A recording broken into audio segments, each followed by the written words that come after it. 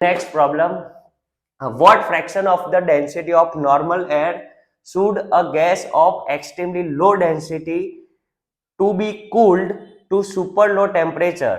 Okay, ये question हमें assignment में दिया है, बट आप ये क्वेश्चन पढ़ोगे तो मतलब you will not get good vibes.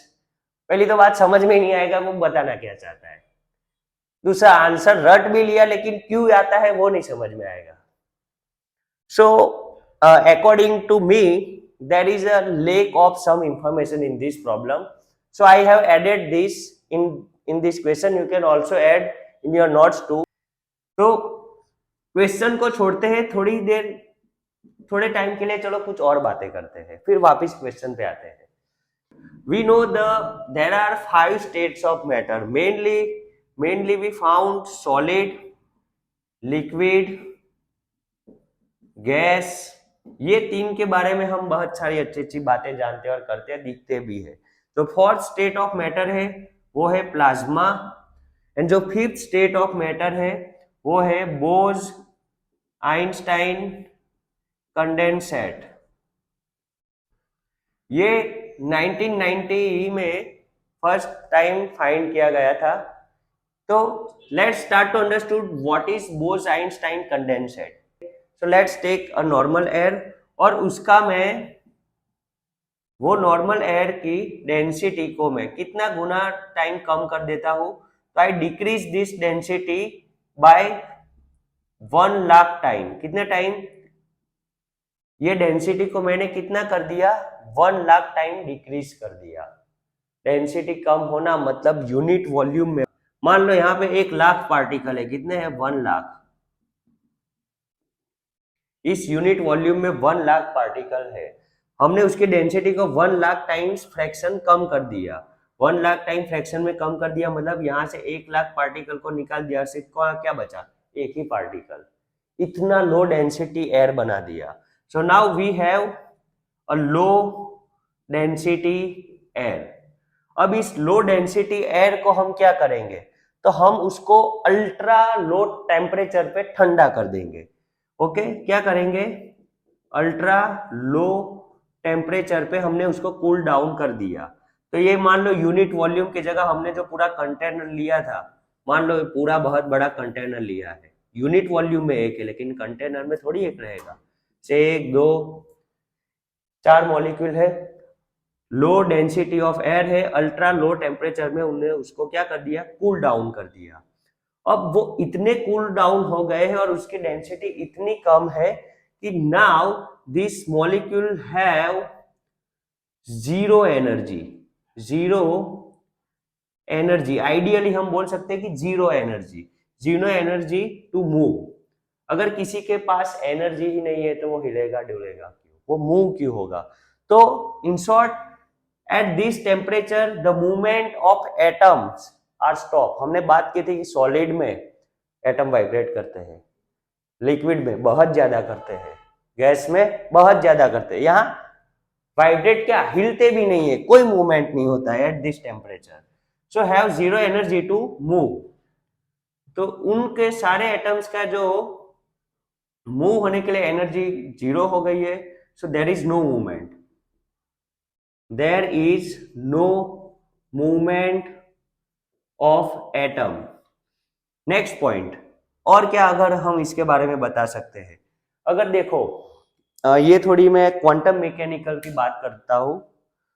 Right now it is not in our scope, but just for knowledge एक बात बता देता हूँ कि हर एक एटम का एक एनर्जी स्टेट होता है और वो एनर्जी स्टेट अलग अलग होता है according to quantum mechanics. Just for not, ये बात हम याद रखेंगे।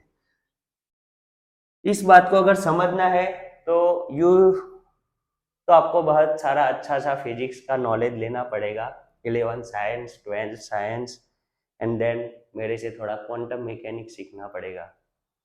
सो अभी के लिए तो सिर्फ बात जान लेते हैं कि हर एक एटम का एक अलग क्वांटम एनर्जी स्टेट होता है due to that temperature and their configuration. But इतने लो टेम्परेचर पे और इतने लो डेंसिटी पे हर एक एटम का जो एनर्जी स्टेट होता है, all atoms comes to be in same energy state. Same energy state में आ जाएंगे और ये सेम एनर्जी स्टेट में इस तरीके से आ जाएंगे कि सब अभी अलग अलग एटम ना होते हुए this all atoms are clumps into one atom. Clumps होना मतलब ग्रुप बन जाना। ये सारे एटम का एनर्जी स्टेट एक हो जाता है और सारे एटम्स एक एनर्जी स्टेट। क्वांटम मैकेनिक्स के अंदर हम जिसका एनर्जी लेवल सेम हो उसको एक ही पार्टिकल मानते हैं। तो this all particles are consider to be a same atoms और वो एक ये सारे एटम्स ग्रुप बन जाएगा और वो सारे एटम हमें चार एटम ना दिखते हुए कैसा दिखेगा, it behave like a one atom, clump into one atom and behaves like a one atom. So this is the property of Bose-Einstein condensate. ये होता है Bose-Einstein condensate। क्या होता है फिर से रिकॉल, नॉर्मल एयर डेंसिटी होती है उसको 1 लाख टाइम हम डिक्रीज कर देंगे तो हमें क्या मिलेगा, लो डेंसिटी एयर। उसको अल्ट्रा लो टेम्परेचर पे हम ले जाएंगे। अल्ट्रा लो मतलब जहां तक आप ले जा सकते हो उतना लो, अल्ट्रा लो टेम्परेचर पर ले जाएंगे कि तब उसके पास जो एनर्जी होगी वो क्या हो जाएगी, जीरो। एक लॉजिक आप ये समझो कि एनर्जी देते थे तो मूवमेंट बढ़ती थी, एनर्जी ले लेंगे तो मूवमेंट रुक जाएगी ना।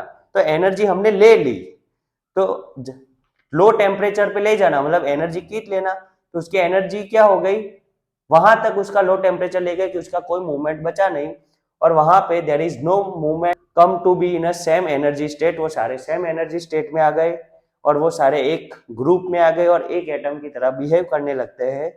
सो this is called Bose Einstein condensate. तो क्वेश्चन में हमें ये पूछना चाहते हैं कि अगर आपको बोस-आइंस्टाइन कंडेंसेट बनाना है तो आपकी जो नॉर्मल एयर है उस नॉर्मल एयर को हमें लो डेंसिटी में ले जाना पड़ेगा और एक्सट्रीम लो टेम्परेचर पे। तो वो लो डेंसिटी कितने फ्रैक्शन की होनी चाहिए, तो वो लो डेंसिटी कितनी होनी चाहिए, 1 लाख टाइम्स लो होनी चाहिए। So this is the our answer guys.